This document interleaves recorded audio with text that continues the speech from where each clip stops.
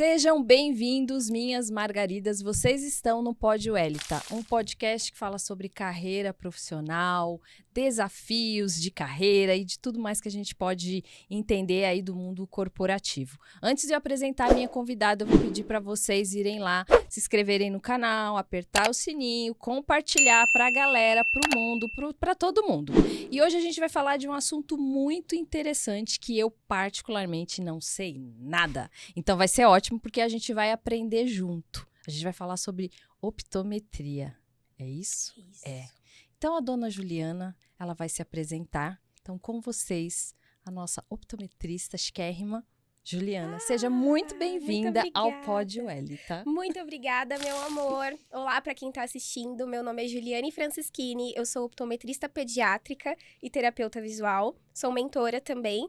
E agora, ainda estou acostumando a falar que eu sou escritora também, Ai, que né? chique, sério? É, que aqui, legal. ó. Já até trouxe para falar do meu capítulo ali. Eu já gostei do título, que eu sou aquela que fica sapeando o livro ali. Aqui eu estou como coautora. Legal. Mas o meu neném, que é o livro, tá. ele já está sendo escrito também. Então, Que também legal, agora sou escritora para falar do que é a optometria, né? Que é Muito o que a gente vai conversar um pouquinho muito aí. importante. Porque muita gente ainda não sabe, né? Com certeza. Eu fui me tentar entender por causa da Bruna. Exatamente. Bruna, Então, vulgo né? minha pupila. E minha sobrinha, que está aqui nos Que está aqui bastidores, nos que depois bastidores. vocês vão vê-las no final. A Letícia Exatamente. também. A gente tem plateia hoje, gente. Que legal. Muito legal. Ô, Ju, eu sempre começo perguntando para os meus convidados quem é esse espermatozoide que está na minha frente. Meu Deus. Né? Bem biológico, Bem né? biológico, bem nossa carinha. Bem, né? Mas porque pra gente saber, antes de qualquer coisa, o ser humano que está aqui na minha frente. Então, eu queria saber quem é a Ju. Posso chamar de Ju? Pode, Posso chamar de Ju? Com certeza, me sinto até mais confortável. Então, tá bom. E a sua história de vida, Nossa. no sentido de você se apresentar, obviamente que qualquer assunto que você não queira comentar, tá tudo bem, que Sim. aqui a gente deixa o convidado muito à vontade, é um bate-papo. Sim. E o objetivo é fazer com que as pessoas entendam da profissão, para se um dia for escolher, porque eu acho que isso é muito importante. Esse é o grande objetivo do Sim. Pod Welita, né, trazendo carreira consciente, é exatamente mostrar vários tipos de profissões e como que a gente pode agregar no conhecimento. Então, quem é você? E daí para frente a gente começa. Vamos lá, então. A Juliane foi uma criança que sempre amou cuidar. Eu brincava ali com as minhas bonecas. Tá. Que o incrível, gente. Eu era criança, acabei de falar isso. E eu brincava que eu cuidava das crianças. Então, essa questão pediátrica sempre esteve ali.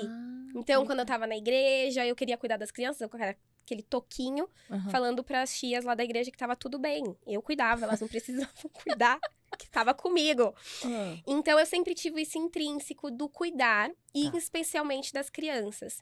Quando eu fui crescendo, fui estudando, eu pensei erroneamente que eu queria ser médica pra cuidar. Por que erroneamente? Isso, boa. Porque eu pensava que pra cuidar eu teria que ser médica.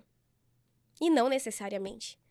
Os profissionais da área da saúde, eles cuidam também. Sim. Né? Então, a área médica é muito linda e muito importante, mas toda a equipe multidisciplinar, interdisciplinar, transdisciplinar, todos os profissionais da área da saúde são importantes. Então, eu tinha na minha cabeça que eu teria que ser médica para cuidar.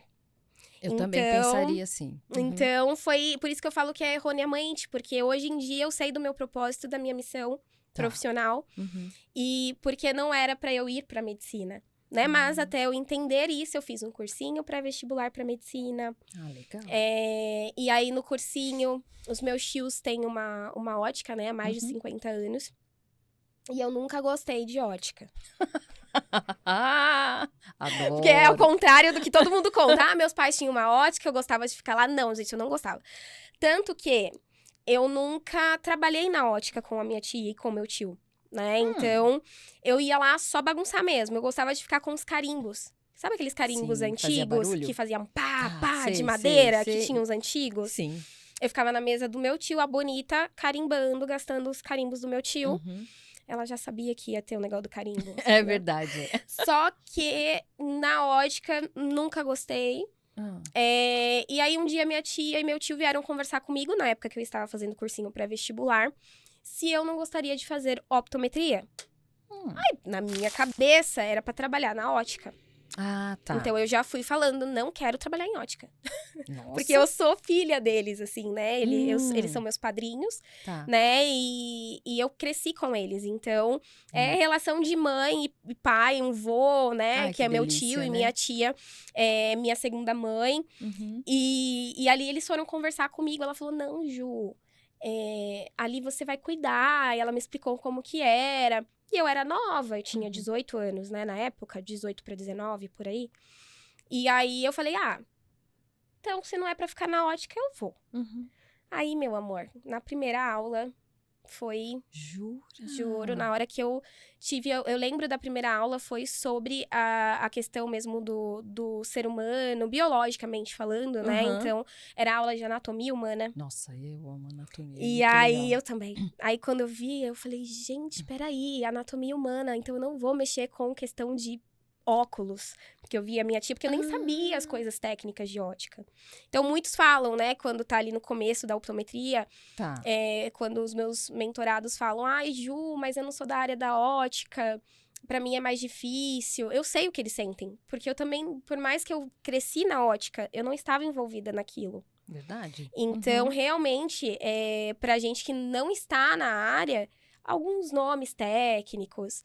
E ali foi meu primeiro contato com a optometria e foi o que eu falo que a optometria é quem me escolheu, não fui eu que escolhi a optometria. Com certeza. Quantos Eu anos você tinha, acabei... Ju? eu acho que 18 para 19. Meninona. Porque aí eu tranquei a faculdade um ano Tá. por questões de saúde, né? Minha mãe ficou doente, e por questão financeira, meus pais estavam se separando. Na verdade, eles já eram separados, né? Mas como minha mãe acabou ficando muito ruim, ela ficou uns 3, 4 meses ruim da saúde, Tá. eu tive que sair da faculdade. E aí que eu pensei que não iria voltar mais, enfim, né? Porque aí a gente tem que olhar para a família, olhar para aquilo que estava Sim. precisando de mim e ter consciência ali do que não podia ainda continuar, né? Mas, graças a Deus, eu estava enganada. Eu voltei, me formei e agora estou aí, né? Então, E esse é aí, um pouquinho, um resumo. resuminho, tá. Agora vamos dar aula. Vamos dar aula aqui Opa. para entender. Tudo bem, você foi lá, se formou. E aí você foi pro mercado de trabalho, né? Vamos falar de mercado de trabalho primeiro, né? Vamos falar. Como que é o mercado? Porque, assim, não é um assunto tão conhecido. Não. Como que é o mercado de trabalho na optometria? Olha, eu que trabalho com carreira, eu não conheço. Mas mudou muita coisa. É? Porque, assim, da época que eu me formei em 2016, comecei a atuar em 2017. Tá, Mudou muita coisa em pouco tempo, tá bom. né? Por quê? Quando a gente entrava ali na optometria, ainda é muito apresentado só essa face, né? De ter o consultório, às vezes, ou atender na ótica, ou ter um Isso, consultório ali do lado, enfim. Porque o optometrista, ele surge mesmo da ótica, né? Isso, se você for ver nos outros países, a optometria ela é muito consolidada. E lá fora, em outros países, o optometrista ele atende dentro da ótica. Até que recentemente a gente teve a Suelen, né? Que veio do Peru para dar aula aqui, para dar um curso. A gente teve a professora Patrícia de Portugal. E quando a gente tem profissionais que vêm de fora para o Brasil, eles meio que ficam impactados que no Brasil não é assim. Exato. Então, e o Brasil, ele tá se construindo agora, né? Também a nossa optometria, o perfil de optometria brasileira, né? Porque a gente tá ganhando o nosso espaço agora, graças a Deus. Então, quando eu estava ali na faculdade, era esse o mercado de trabalho que falavam pra gente, clínica, consultório, hospital. Porém, que a verdade verdadeira é que muitos terminavam e iam atender ou associado ao consultório ali, né? Com a ótica ou o consultório, né? Separado ali. Tá. E nunca foi falado pra você ter o seu próprio consultório. Né? Então, quando eu saí... Assim. Não, isso never, né? Porque isso eu vejo até na área da medicina, na área da psicologia, a área da saúde... Em si eu vejo pouco preparo para você cuidar do seu empreendimento, do seu negócio, da sua gestão, né? Então, ali eu me formei em 2016, 2017 eu já comecei a atuar colei grau em janeiro. Em fevereiro eu já estava atendendo. Caramba. Em fevereiro eu já estava atendendo. E aí eu fui contratada. E aí, o primeiro lugar que eu fui atender, eu durei acho que 1 ou 2 semanas. Conta tudo. É isso. Porque na área da saúde total, a gente sabe o quão a área da saúde é linda, mas existe o lado mais obscuro, um lado não tão legal, né? Uhum. Então, foram coisas que estavam contra os meus princípios e Ah, valores. E aí eu saí, aí eu não quis. Né? Então, por isso que eu falo para os meus mentorados, você é quem decide o perfil de profissional que você vai ser. Né? Uhum. Claro que algumas portas vão se fechar e que se fechem, porque eu não queria Ok. mesmo, Uhum. não faz parte dos meus valores. E outras se abrem, né? No começo não é fácil, mas... Eu imagino. Porque na hora eu falei não, e aí, linda e bela, falei, nossa, parabéns, a ética tá ótima, você pensou no seu paciente. Aí eu sentei no carro e falei assim, tô sem emprego. É, Né? Eu exato. falei, legal. Então, às vezes, quando os mentorados, eles falam, eu não tô bem em tal lugar, tudo. Eu falo, reveja, vai, né, estudando, veja se não tá indo ferindo os seus princípios, a sua ética. Olhe pro seu paciente, porque você tá ali por ele. Uhum. Não deixe a questão financeira mesmo vir em Primeiro. cima do Tá. seu paciente, né? E, além disso, antes disso, vir acima dos seus princípios, né? Então, são valores, são princípios, é ética. Porque é tentador, né? É tentador, é tentador, é tentador. Mas Nossa. eu, de verdade, quando eu vi aquilo, eu falei, não, gente, eu não estudei pra isso. Não foi isso que eu prometi ali na colação de grau. Não foi aquilo tem que isso, Deus né? me prometeu. Uhum. Não foi aquilo que Deus me deu. Sim. Não foi aquilo que eu me proporcionei, né? Porque a optometria me escolheu. Uhum. Mas a missão, o chamado também estava ali. Sim. Né? Então, Tem pra propósito, né? Pra mim, isso é algo que é inegociável. São os meus valores, são os meus princípios. É inegociável. Isso. Até que na hora, quando aconteceu, eu falei, nossa, não, fui embora. Falei, meu Deus, tô sem emprego. Isso. Aí você ficou quanto tempo sem emprego depois? Não, na verdade, eu fui remanejada para uma outra clínica, porque, na verdade, era um grupo? são profissionais, é uma empresa que coloca optometristas para atender, né, em Tá bom. consultórios, em clínicas. Uhum. Então, eles me colocaram em outro lugar, e naquele lugar eu fiquei durante um ano. Que bom. Aí que foi quando eu falei, não quero mais trabalhar para alguém, eu quero começar a fazer a minha agenda. Legal isso, Aí hein? eu comecei a fazer minha agenda em outros consultórios, em outros lugares, até a ter a outra virada de chave. De não, agora eu quero atender do jeito que pra mim é viável, né? Porque aí, como eu falei, eu fui me especializando na parte da pediatria. Eu quero entender isso. Exatamente. Fui indo pro lado do desenvolvimento infantil, no desenvolvimento visual infantil. E ali, eu sempre atendi crianças, nunca... Porque aí a gente sabe, né? Você vai numa clínica, num consultório, às vezes você vai... eu vou passar um bebê. Atende bebê? Não atende bebê. Isso, nossa, é verdade. E eu sempre atendia. Ju, você sempre teve confiança? Não, eu fui... É a prática. Aprendendo, lógico. E se eu não tinha confiança em prescrever ou em algo... Eu não tinha problema nenhum em ser honesta com o meu paciente, né? Que são os pais do paciente, de encaminhar para um outro profissional especializado. Então, ali eu fui construindo essa Juliane, né? Tá. Que é a Juliane que foi aí pro lado do desenvolvimento infantil. E onde surgiu a optometria? Na minha vida ou a optometria em si? Agora tipo, é aulinha agora. Tá. Tipo, né? Só pra eu poder entender. Vamos falar, então, da optometria brasileira. Porque, Isso, porque como eu falei, tem, cada país ali tem Isso sua é história. interessante, né? Com a optometria, sim. Porque cada país tem a sua... Como eu posso dizer? O seu modelo de optometria. Porque nos Estados Unidos, em alguns estados ali dos Estados Unidos, a optometria ela é mais pro lado médico ali. Porque eles fazem microcirurgias, eles tratam patologia, que no Brasil não, tá, gente? No Brasil não. Mas ali em alguns estados dos Estados Unidos, em alguns locais, sim. Se a gente vai ali, eu posso estar errada, se alguém que estiver assistindo e souber, pode me corrigir, tá, Depois gente? coloca tá tudo nos bem. comentários, se for o caso. Mas ali pro lado da Espanha, Madrid, é um lado mais terapêutico, que é o que eu vejo o Brasil se moldando. Tá. Eu vejo o Brasil muito indo pra esse lado terapêutico e funcional, né? Que é a prescrição do óculos, lentes de contato, terapia visual, e essa parte pode ser que mais pra frente, mas a parte médica ainda não. Acho que a optometria Temos no Brasil caminho, ainda né? tem, até mesmo de profissionais para se capacitar, né?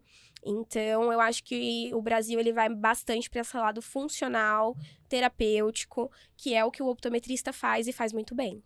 Que legal. E surgiu aonde? Quem assim, Então, vamos lá. A conta. optometria, ela surgiu da ótica, né? Então, Tá. eram os óticos práticos.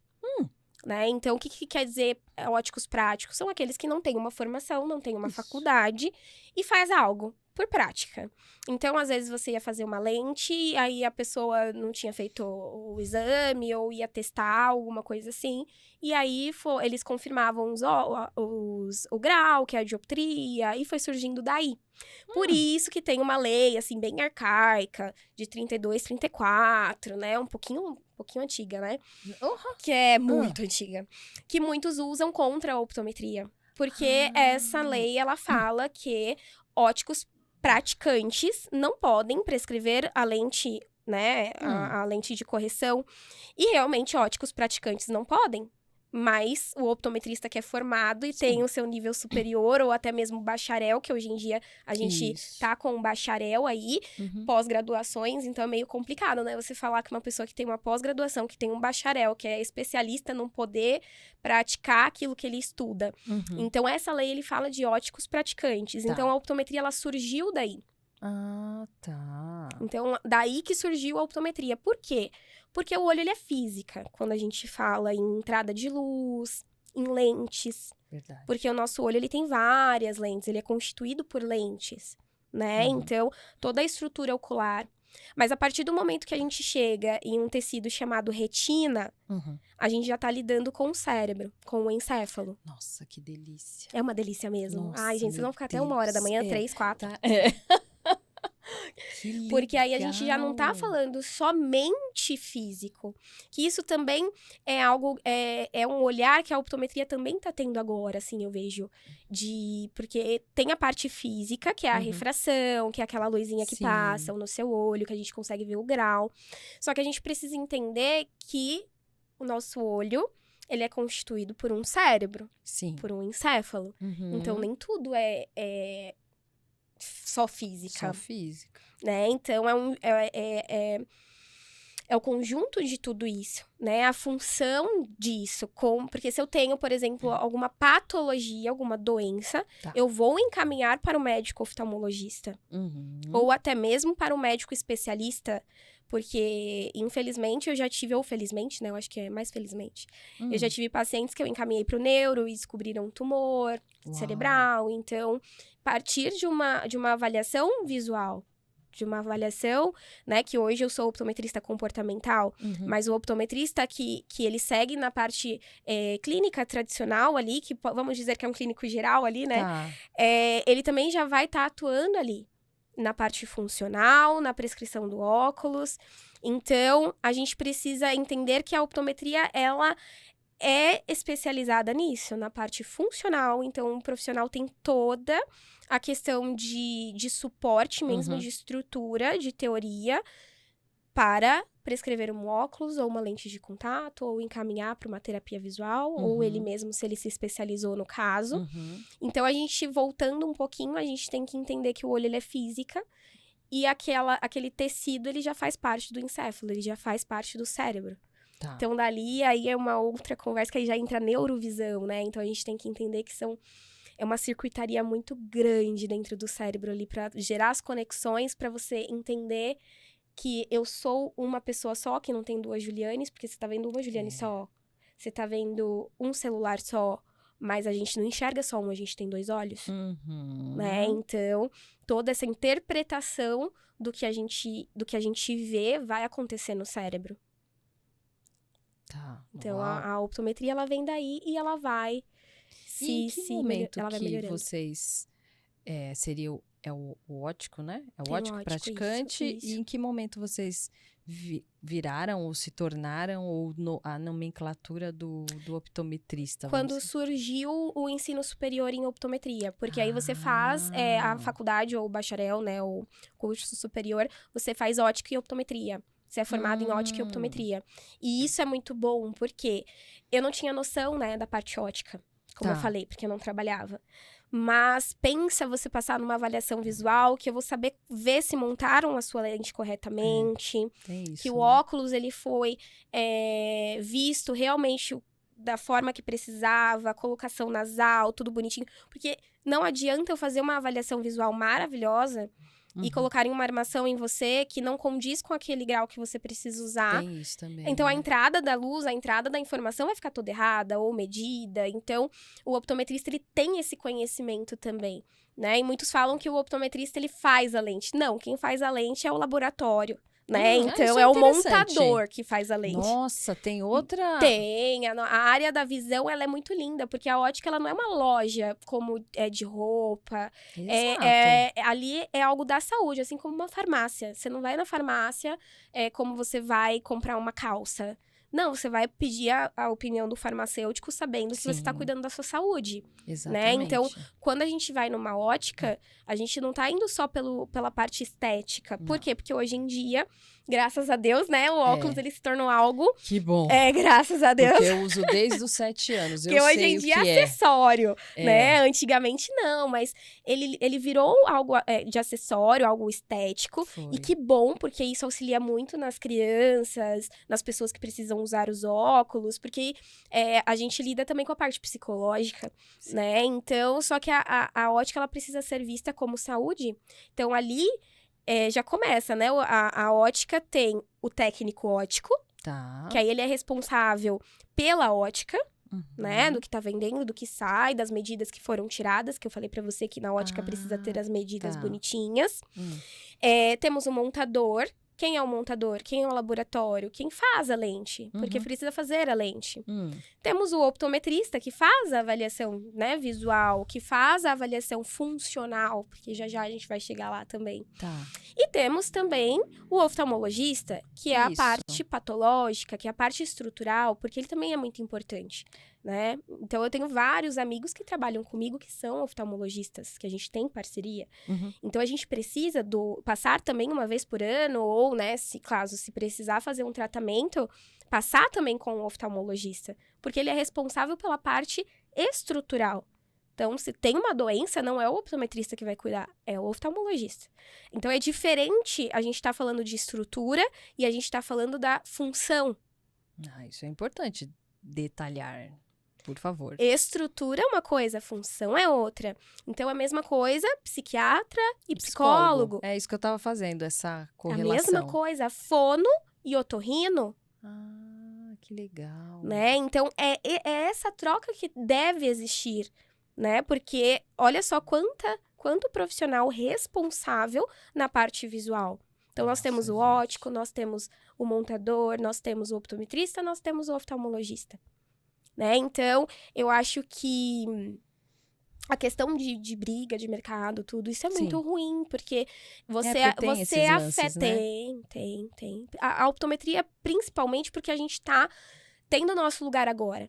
A psicologia, ela teve isso. Sim, teve. Mas lá atrás, ela já conquistou ela o lugar dela, ela já tá, assim, maravilhosamente bem estruturada. A optometria, ela está se estruturando.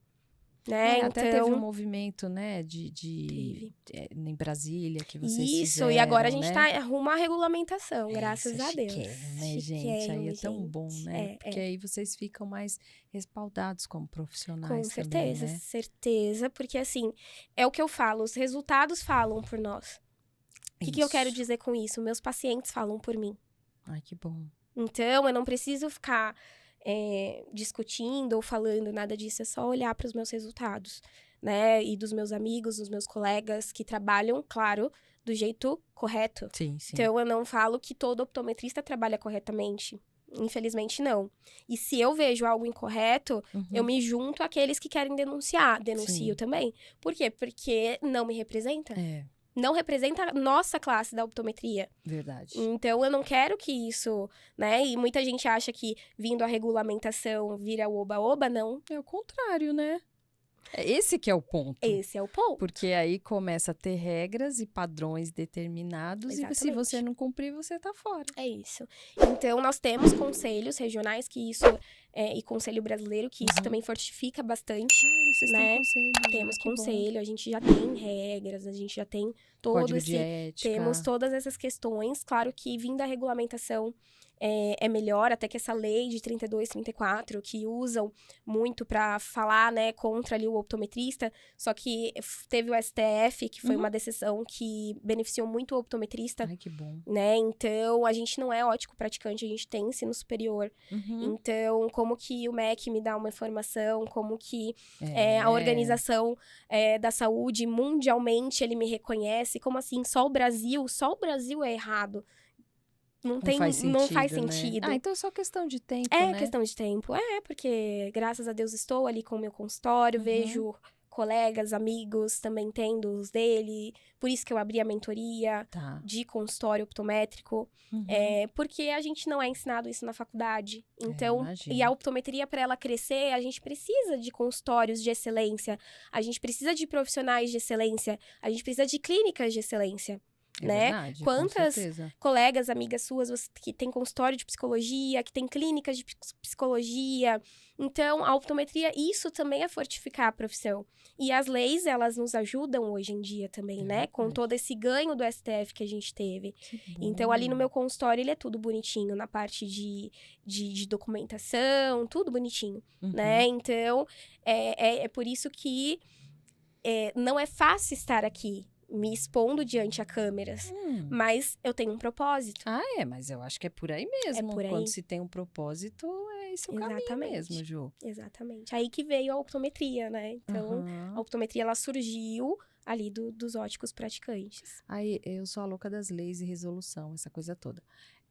Essa lei de 30 e quanto, nunca foi revogada? Não tem aditivo? Nada? No STF ali, a DPF tentou realmente fazer essa questão de... Ou pelo menos reeditar? Isso.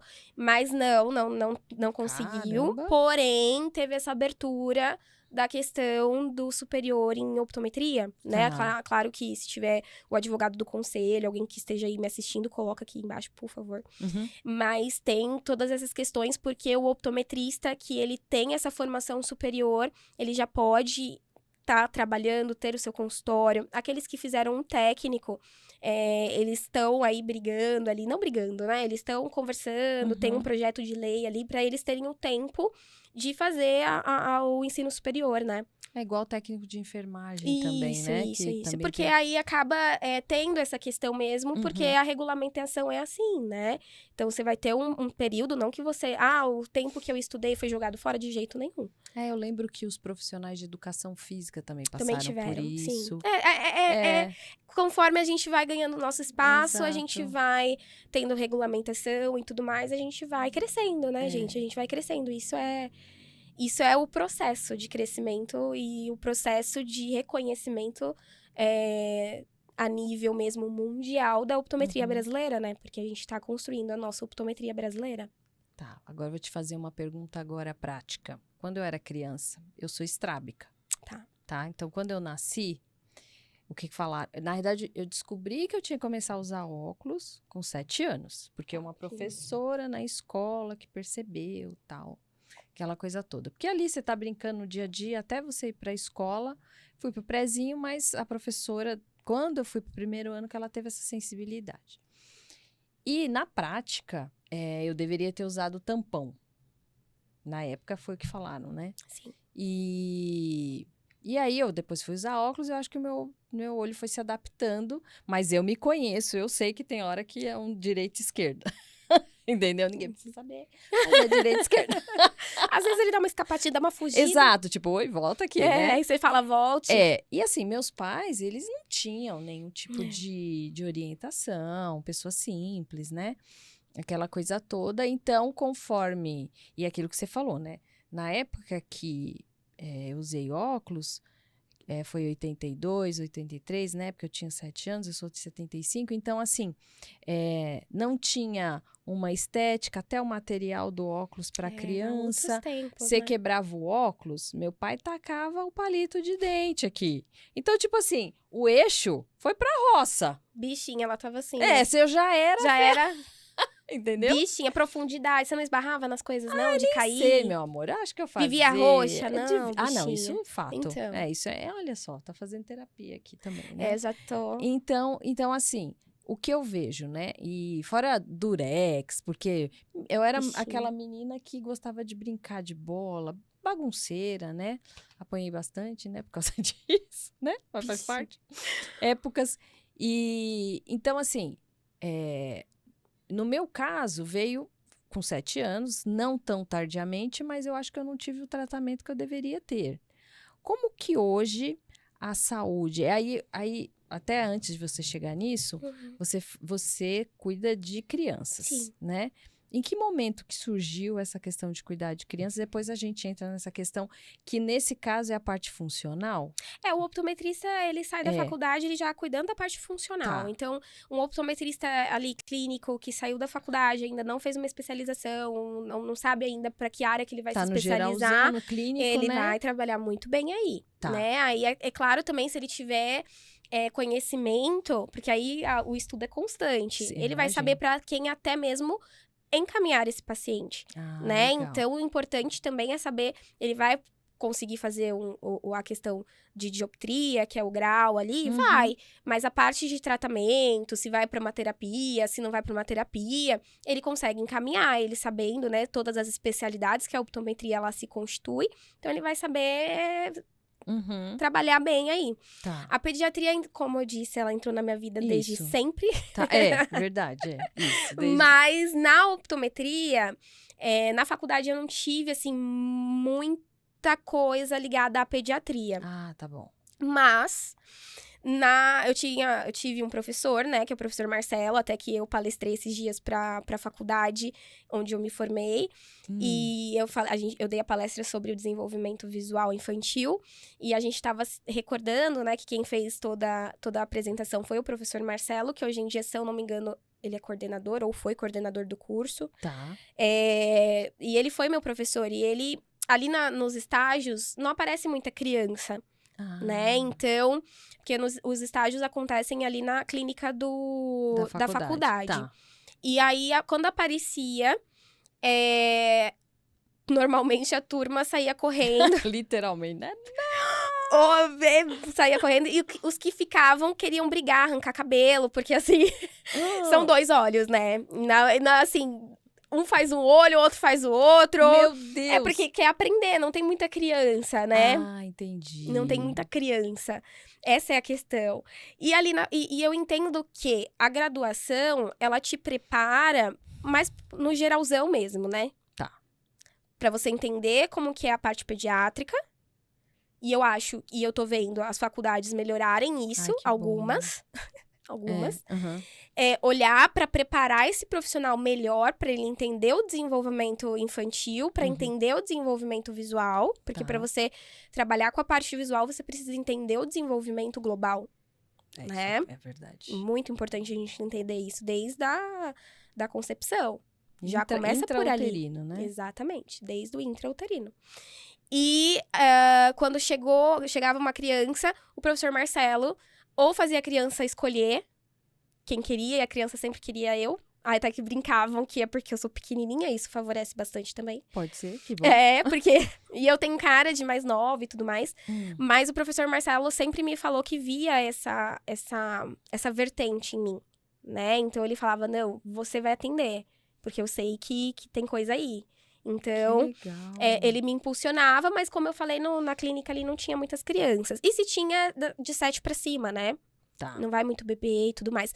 Aí que foi que eu fui me especializar mesmo. Aí eu fui fazer cursos, eu fui ler, porque eu leio muito sobre o desenvolvimento global infantil. E aí eu fui buscando e entendendo como que funciona essa circuitaria e como que se molda e como se desenvolve pra gente ser um ser humano adulto e o que fica de lacuna quando não se desenvolve bem algumas questões. Que aí a gente vai falar sobre isso, até do exemplo que você deu. E foi isso. Então, eu saí da faculdade, já gostava, fui estudar, fui fazer curso, fui ler, fui atrás. Porque ainda na minha época não tinha tantos cursos quanto tem hoje para se especializar na parte optométrica e Infantil, pediátrica. Tá. Enfatizando bem isso, sabe? Tá. Então, hoje em dia, a optometria, como eu disse, ela tá muito melhor, assim. E ela tem muito a melhorar. Então, hoje em dia, a gente tem mentoria, né? Eu já dei mentoria pediátrica também. A gente tem cursos das minhas amigas, que foram também minhas mentoras antes de se tornarem minhas amigas, que é a professora Núbia, professora Joara, que são grandes nomes na optometria pediátrica, né? Tem a Cleiciara também. Então, a gente tem grandes nomes na optometria pediátrica hoje em dia e que hoje tem cursos, tem livros, hoje tem mais acesso. Ainda é pouco, mas tem mais acesso e mais qualidade também, né? Porque eu sei que com o tempo vai surgindo mais, mas que se mantém a qualidade, né? Então, Nossa, que interessante. agora, hoje em dia, eu quero me especializar em optometria pediátrica, eu quero estudar isso. Então, hoje você tem mais opções e como trilhar esse caminho do que na nossa época, né? Que eu falo da nossa época, Você se formou quando? 2016 para 2017, Tá. né? 2016 eu finalizei, Já 2017 exerceu. comecei a atuar. Então, naquela época, e é recente, Então. né? Então, agora que eu falo que o pessoal tem acesso a muita coisa, né? Muita coisa. E, claro, sempre com responsabilidade. Pesquisar os professores que estão oferecendo os cursos. Isso é verdade. Se teve vivência, se não teve vivência. Eu acho que isso é muito importante. A gente saber se praticou, se não praticou ou não. Se você tá fazendo um curso mais acadêmico, porque aí é diferente, né? Porque eu também fui pra... Sim. A gente chega lá. Tá. Mas eu também fui pra área da pesquisa científica. Você foi? Então, que fui legal. também. Então, saber, né? Porque existe perfis de curso. Então, se é um perfil mais prático, se é um perfil mais acadêmico, ou se engloba os dois, né? Mas sempre pesquisar. Eu sempre gostei muito de pesquisar sobre. Então, sobre a formação e tudo mais. E aí, quando você vai pra área científica, você aprende a fazer mais pergunta. Você aprende a ser um pouco mais criteriosa. Você aprende a ser mais... Me fugiu o nome agora. Racional até, né? Mais técnica, racional, né? mais crítica. Crítica, com Você certeza. aprende a ser mais crítica. Então, você acaba estudando um pouco mais antes de você se jogar de fato. Sim. Né? Então, até que meu orientador... Eu falo que ele é meu orientador, mas eu não estou mais nessa pesquisa. Mas pra mim sempre vai ser meu orientador, que é o professor lógico. Ocano. Se eles são tem uns que a gente quer matar, mas tem outros que se é legal, não, Ocano pra vida. Eu falo Uhum. que ele é meu orientador pra vida. Ele, às vezes, quando a gente tava na discussão de grupo ali, de conversar sobre a pesquisa que a gente tava fazendo, às vezes ele me chamava, ele falava, opa, tá indo pra clínica, você tem que vir pra cá. Então, você tem que saber por quê? Porque os dois se encontram. Que legal. Só que você clinicar é uma coisa, você ir pra essa parte mais acadêmica é outra. E as duas, na verdade, elas se complementam. Não existe ciência sem a parte clínica e não existe a parte clínica sem a parte da ciência, né? Então, você tem que ter... O pensamento clínico, ele é diferente do pensamento acadêmico, né? Então, eu ficava naquela... Meu Deus, que eu sou bem clínica. Falava, socorro, Ocano. O que eu faço? Que é mesmo? Ocano. Ele fala, opa, pensa mais pra cá, por quê? Porque você vai analisar dados, você vai fazer coleta de dados, né? Hipóteses. Aí você tem, até que eu levei a optometria pra essa pesquisa, que foi pela UFABC, que eles pesquisam o comportamento do olhar no atleta. Não sei como eles estão agora, né? Legal. Não, foi fantástico participar dessa equipe durante 2 anos. Eu tive... 2 anos, que legal. Eu tive acesso, fui aluna especial e aluna ouvinte também da Federal. Então, eu tive acesso a instrumentos ali e recursos que eu não teria sendo optometrista, estando fora, clinicando. Tive acesso a EEG, que é aquelas toquinhas, né? Quem não sabe, é aquelas toquinhas que põem pra gente poder ver como que tá toda essa circuitaria ali dentro. Né? E entre outras coisas, eye tracker. Então, foi muito legal. Só que lidava com adultos, né, meu amor? E eu sou da parte pediátrica.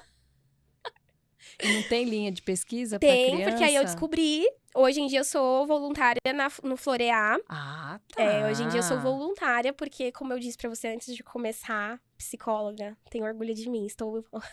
Porque eu me dediquei mais ao consultório agora, né? Então, quando eu fiz a entrevista com a Lise, que é quem está ali responsável da pesquisa na USP, no HC, estudam a questão de intervenção precoce no TDAH e no TEA.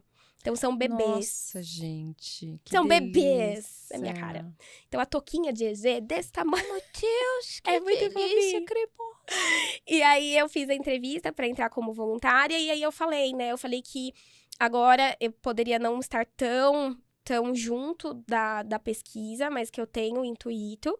Mas eu estou ali mais como voluntária mesmo, para eu também não puxar melhor, muita coisa para mim agora. Porque quando eu estava na pesquisa ali com o pessoal da UFABC, o negócio é muito tenso. Até que quando eu abri meu consultório e quando eu fui contatar, né, conversar com o meu orientador, eu mais chorava do que falava, e eles são bem razão, né? São. E eu... Você não fez o mestrado? Eu estava como candidata do mestrado, porque assim... Porque isso é coisa de quem quer fazer mestrado, né? Estava como candidata, então os planos deles eram...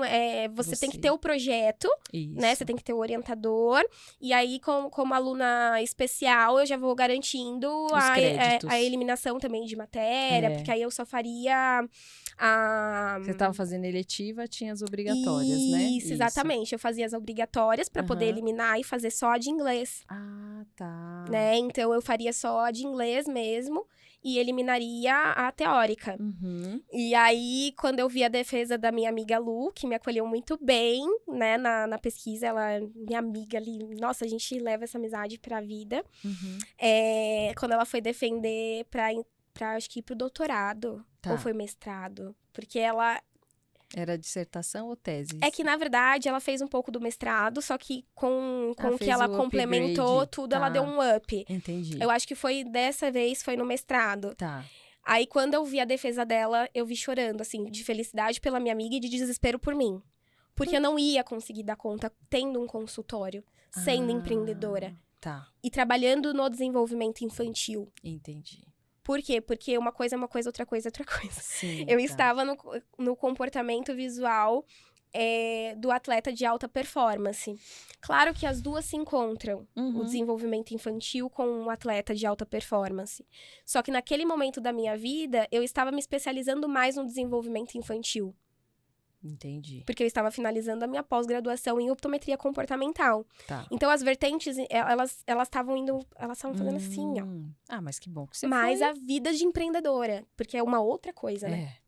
É outro... Já é outra caminhada. Então, eu enlouqueci no momento que a minha amiga estava defendendo ali na banca. Comecei a chorar porque foi online. Então, né, eu fechei minha câmera e fiquei... E a gente foi comemorar depois num café com ela. E eu estava super feliz. Nossa saudosa Simone, que foi a nossa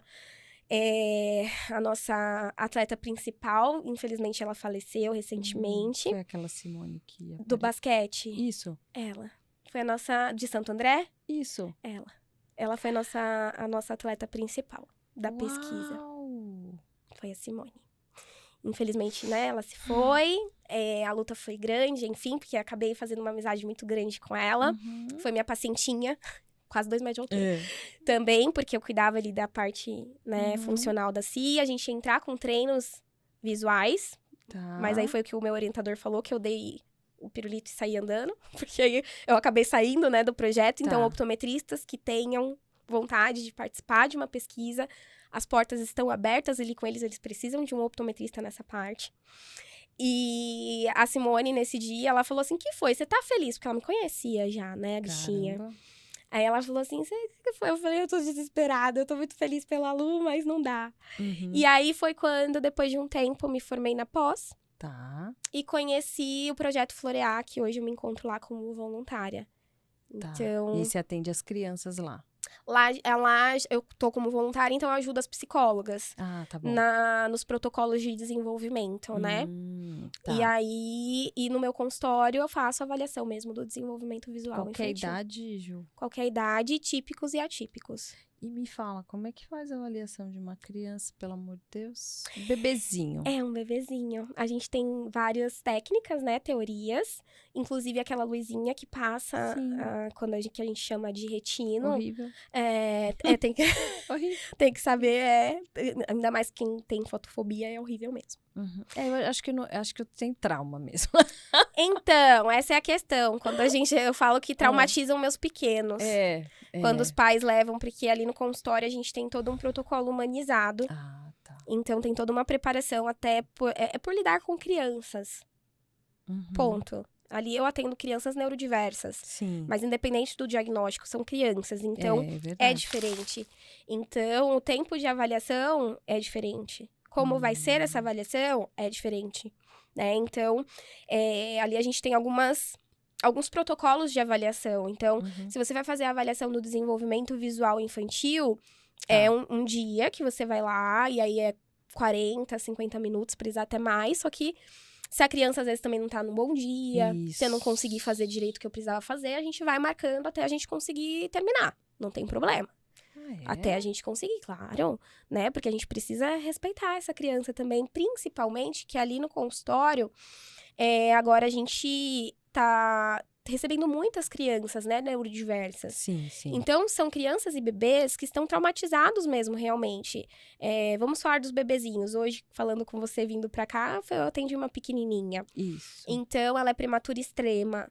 Então, ela vem dessa prematuridade, hoje em dia ela tá com 7, idade corrigida 5. Mas imagina, foi toda a questão de ficar no hospital internada durante não sei quantos meses, aí vai pra terapia de um, vai pra terapia de outro, né? Tenho também bebês com hidrocefalia, fazendo estimulação visual. Então, a gente tá ali atuando como terapeuta, né, com essas crianças. Então, e acompanhando ali esse desenvolvimento, estimulando visualmente falando, né? E essas famílias estão sensíveis, a criança tá sensível, então, poxa, você tem que... Aí entra a parte empreendedora, de organizar o tempo, de organizar a agenda, de saber como você vai fazer, que aí entra a parte comercial. Então, ali é tudo pautado na humanização. Então, tem um tempinho para cada um, e se precisar de mais tempo, a gente vai marcando, né?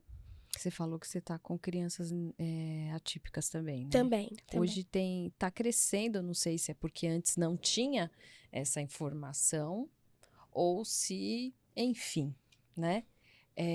Qual cuidado que o profissional da tua área tem que ter para uma criança? Ele precisa entender sobre o desenvolvimento infantil. Tá. Ponto. Independente, né? Com certeza, porque é o que a gente estava até falando, até no livro que eu trouxe, é sobre network e empreendedorismo. Olha aí, mas gente, ó, já fica a dica. Mas eu correlaciono.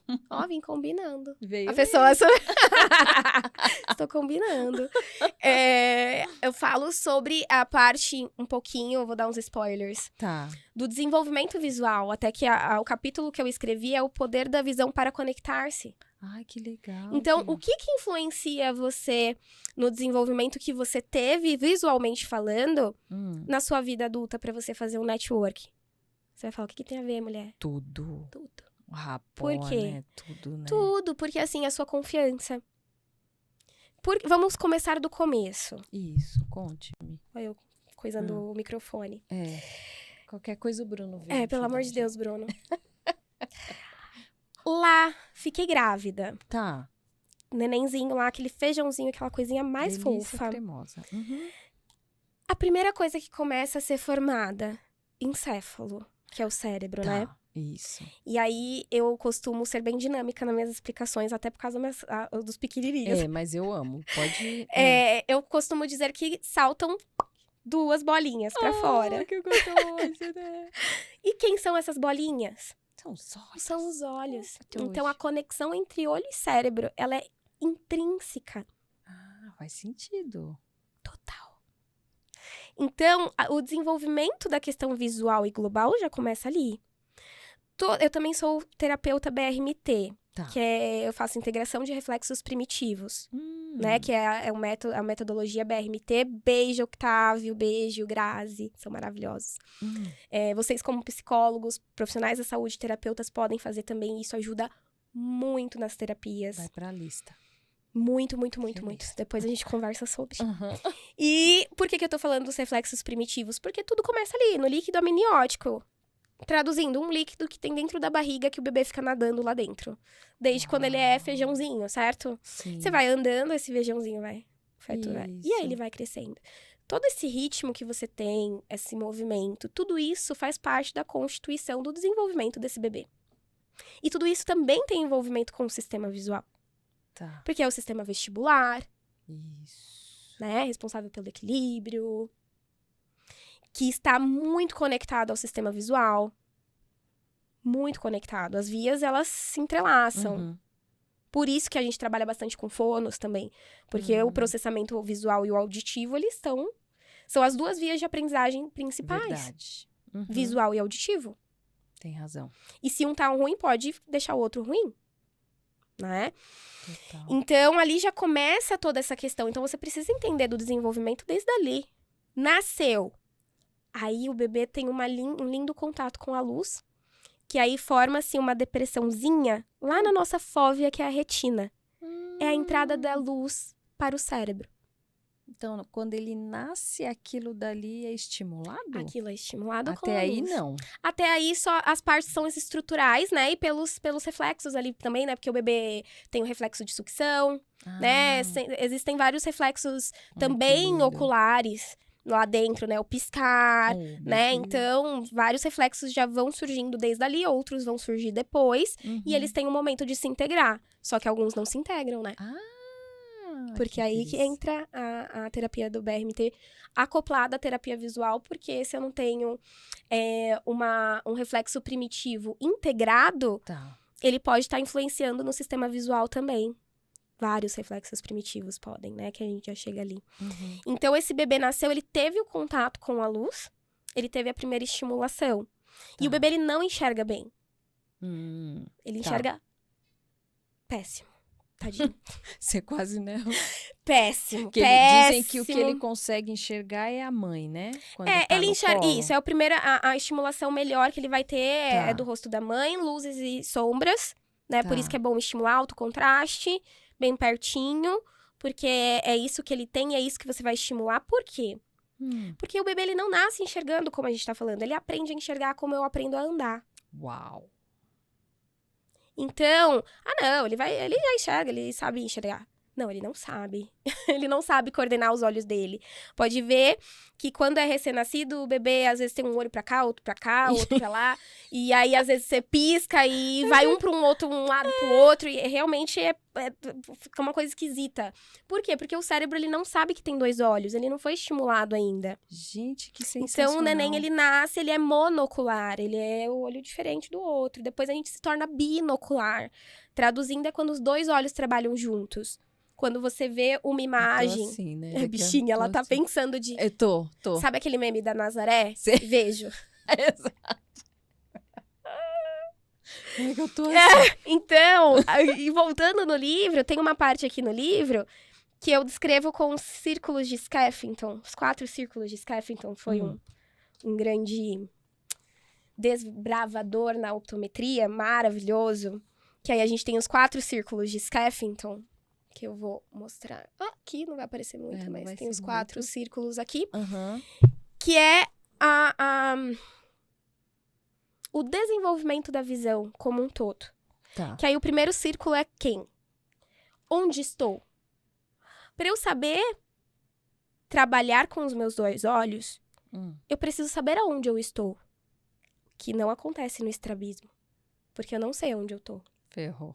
Por isso, eu não sei aonde eu coloco os meus olhos. Porque eu não sei onde eu tô. Por isso, eu também esbarro, enfim. Isso a gente tá falando do estrabismo sensorial. Eu não estou falando do estrabismo quando ele é associado a alguma doença. Tá. Ou associado a alguma doença, né? Ou muscular também. Tá. Né? Porque só que já isso é comprovado, isso é dado científico, que a maioria dos estrabismos, dos desvios, eles são sensoriais, de ordem sensorial. E a menor porcentagem, eu não vou saber falar corretamente agora, mas depois eu posso passar para você, a menor é muscular. O que eu quero dizer com isso? Que é sensorial. Então, é todo o processo que está acontecendo. Ju, o que tem a ver com o bebê? Tudo. O bebê, ele aprende a enxergar.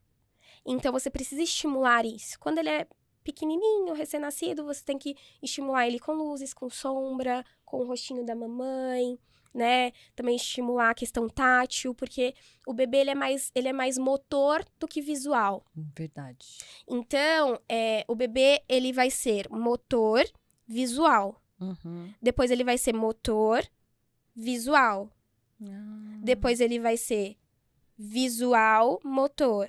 E depois ele vai ser visual. Caramba. Por isso que o bebê pega tudo e... Porque a questão da sensibilidade, de eu sentir, de eu saber. Então, por isso, estimular essa questão tátil também. Por quê? Porque Fazer quando eu aquelas fechar o massagens olho... na criança é importante, né? Muito.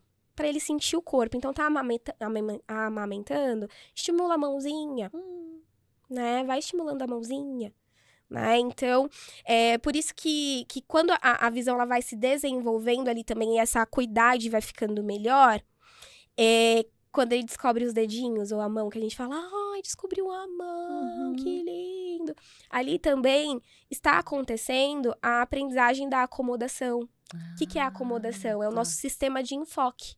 De foco mesmo, como se fosse a câmera quando a gente vai tirar foto. Sim. Ali ele tá estruturando todo o sistema de enfoque dele. Nossa, eu tenho dedos. Né? Que ele fica até mesmo. Ele fica meio, nossa, o que tá acontecendo? Linda, né? Por quê? Porque é uma descoberta e esse cérebro ele tá entendendo e trabalhando junto. Né? Então, o bebezinho ele vai acontecer desse estágio monocular ali, até os 2 meses e meio, 3 meses, ele já vai ter estruturado melhor a sua fixação. Né? E ali com 6 meses ele já vai ter bem estruturado algumas habilidades visuais. Claro que o bebê ele ter essa desorientação ocular quando ele é piquitico é normal, só que é importante também fazer a avaliação visual com o optometrista e ver se está dentro do desenvolvimento visual correto, né? Com o optometrista pediátrico. Para eles ver como que tá esse desenvolvimento, né? Tem o teste do olhinho, que foi muito falado com a filha do Thiago Leifert. É verdade. O teste do olhinho, ele não é invasivo, então o optometrista, ele pode fazer, sim, o teste do olhinho, né? Então, ele vendo qualquer tipo de alteração, já vai encaminhar.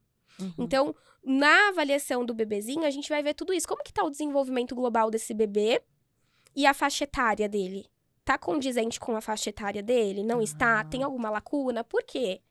Porque esse bebê, ele vai aprendendo a enxergar de acordo com o desenvolvimento global. Porque ele é motor, lembra? Por isso que o optometrista, ele precisa entender sobre o desenvolvimento infantil. Porque ele precisa entender não só da refração, do que tá dando no retino. Como foi essa gestação da mãe? Caramba, como foi? A criança ficou no chão? A criança engatinhou? O que tem a ver com a visão?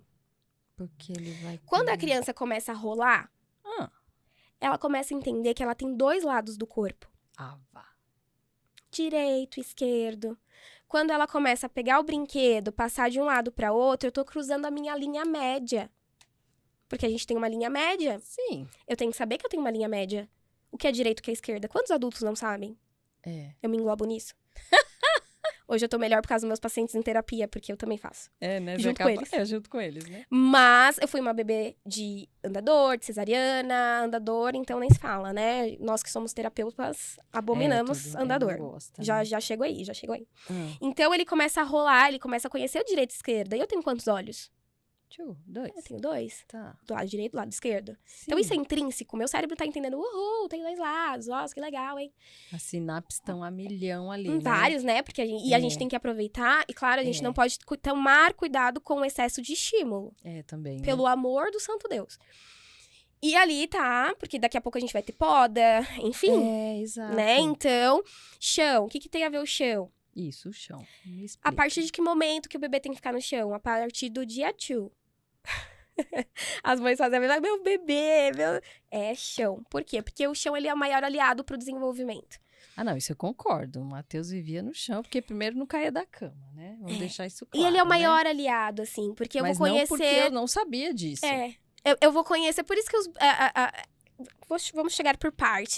Muito... Porque tem muita informação, porque o bebê, ele vai entender aonde ele está. Lembra o primeiro círculo de Skeffington que eu acabei de falar? Sim. Para eu construir Quem uma sou boa eu? visão? Isso. Aonde estou. Uhum. E como eu vou saber onde estou? Conhecendo o meu corpo. E ali no chão também vai acontecer o estágio do pivoteio, Sim. que aí eu também vou ter noção de profundidade, que é a visão 3D. Que eu vou começar a maturar minha visão 3D. Que é eu tá deitado e tá vendo as coisas? O Como é que é? pivoteio. Ah. Então, eu tô tendo noção de profundidade. Onde tá o meu brinquedo? Ele tá aqui, mas eu quero outro brinquedo. Então, eu começo a pivotear, né? Ah, sim. Então, eu começo a pivotear. Então, depois eu vou querer pegar o meu brinquedo. Eu estou alinhando os meus 2 olhos para um só foco. Entendi. Eu estou alinhando os meus 2 olhos, né? Que é a convergência. Uhum. Então, eu estou ensinando o meu cérebro a convergir. Estou ensinando o meu cérebro a trabalhar tanto a convergência, tanto a divergência, se está perto ou se está longe. Né? Convergência para algo que está perto, divergência para algo que está longe, a acomodação, sistema de enfoque, tudo isso eu tô falando no chão. Tá. Aí eu quero o brinquedinho que tá na mão da minha mãe, que minha mãe tá ali, só que a minha mãe passou pra lá. O que eu fiz aqui? Eu fiz um rastreio. Ai, que lindo. Os meus 2 olhos precisam estar coordenados pra seguir a minha mãe com o brinquedo que eu quero. Aí entra a música do Missão Impossível, né? Tan, tan, tan, tan, tan, tan, tan, né? E aí ele vai. E o que o engatinhar ele é importante? É importante pro movimento contralateral. Contralateral, né? Quando o meu braço é o direito e a perna é a esquerda e vice-versa. O X, né? Sim. Muito importante. Tá, cheguei no meu brinquedo. Minha mãe deixou meu brinquedo lá, eu fui até meu brinquedo. Quero pegar o meu brinquedo. E é muito bonitinho. Porque aí ele começa a brigar, né? Aí não pega. Aí fica nervoso. Isso eu tô aprendendo a ter coordenação olho e mão. Ai, que lindo. Então, o chão, ele é o grande aliado. E se a gente não teve o chão, não que vá ter, mas pode ter lacunas. Fora a imunidade, né? Pode ter lacunas nesse desenvolvimento visual, falando pro visual também, né? Então, é importante também essa vivência do engatinhar, porque esse contralateral é muito importante para eu também saber o trabalho dos meus olhos, o que eu tenho que fazer. Então, eu preciso saber aonde estou, que é o primeiro círculo de Skeffington, para eu saber aonde está, que é o segundo círculo de Skeffington. Para eu saber o que é a identificação, que também é um dos círculos de Skeffington. O que é? Opa, vi, aí eu preciso fazer o meu sistema de enfoque, aí eu preciso relaxar ou acomodar, né? Que aí a gente tá contraindo o nosso músculo, pra gente deixar a imagem aqui, ó, minha unha, que tá precisando fazer, a gente já acomoda instantaneamente, não demora pra essa imagem ficar nítida. É porque o meu sistema de acomodação entrou em ação. Ele contraiu. Não depois dos 40. Pra eu olhar pra você, aí esse sistema falha. É. E aí, o sistema dá uma falhada aos 40. Sim. E aí, quando eu vou olhar pra você, eu preciso relaxar. Só que o que acontece, que muitas crianças têm, o descontrole da acomodação. Qual é o descontrole? Não consigo contrair meu músculo. Não consigo relaxar.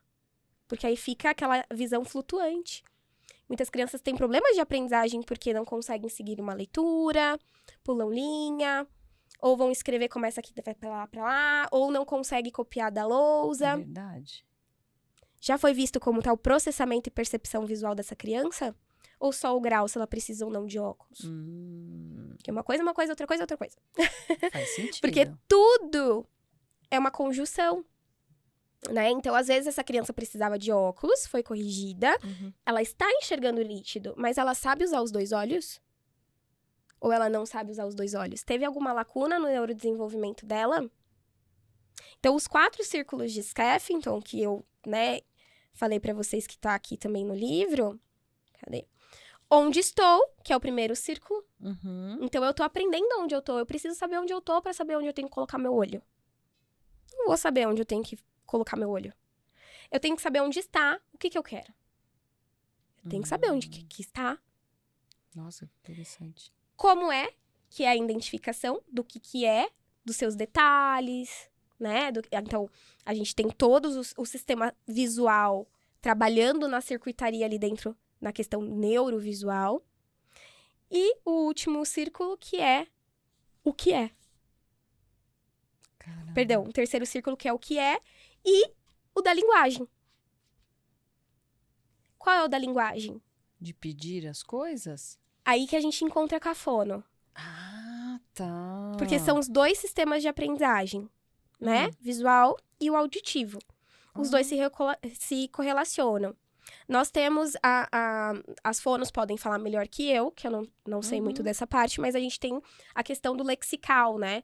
Que é onde tem a associação da visão com a questão mesmo de linguagem, de associar aquilo. Sim. Então, olha só, a gente tem esse sistema trabalhando com o sistema visual.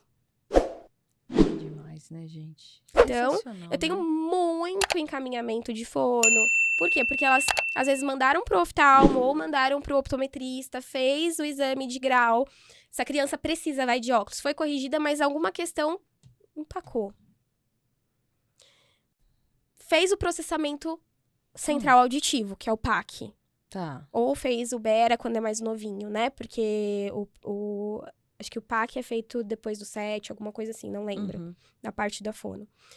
Só que mesmo assim, mesmo com óculos, não teve um ganho, claro, que é a acuidade, né?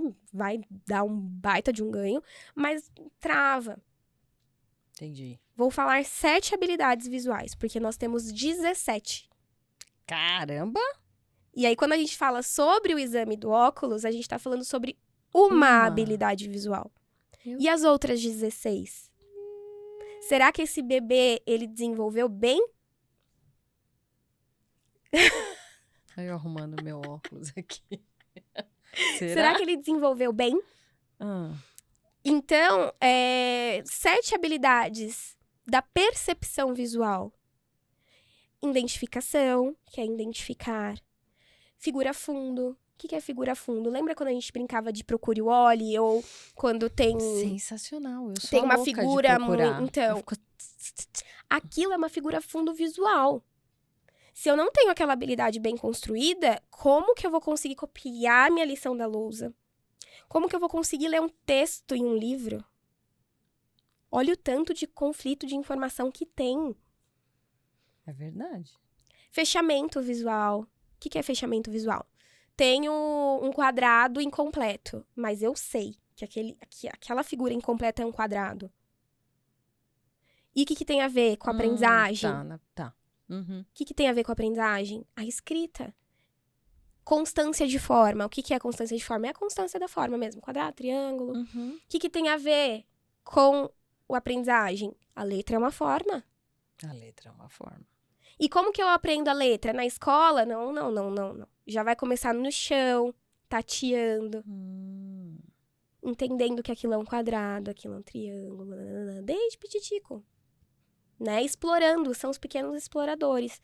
Então, tudo isso, a gente está trabalhando na base para a aprendizagem, né? Então, essas habilidades que eu falei, algumas, elas são visuais, elas estão na percepção visual, então, identificação, memória visual, memória sequencial, fechamento visual, né? Que a gente já explicou, figura fundo, que é o que eu falei também, constância de forma.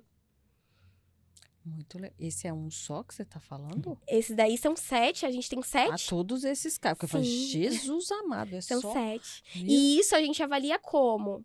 Através de testes randomizados. Tá. O optometrista comportamental, ele consegue avaliar isso através de testes randomizados. Aí tem o teste que é mais essa parte, né, de testes randomizados. E tem os testes clínicos, a avaliação clínica. Que aí a gente faz toda a associação. Ju, tem como fazer essa avaliação em crianças menores? Isso. Tem, só que a gente tem que levar em consideração a faixa etária. Né? Um bebê de 6 meses, eu não vou comparar um bebê de 6 meses com uma criança de 7. Ele tem habilidades que eu já espero que estejam construídas ali, estruturadas para 6 meses. Mas é claro que eu não vou comparar com uma criança de 7 anos, porque aí são outras habilidades que eu vou esperar para a idade. Então, cada um tem o seu tempo ali em questão, não de cada um tem seu tempo de, como eu posso dizer, tem a escala, essa é a palavra que eu queria. existe uma escala de desenvolvimento. Era isso que eu ia te perguntar. Porque Existe uma escala. quando você comentou que começa do intrauterino, né? Uhum. E vai para, por exemplo, 6 meses.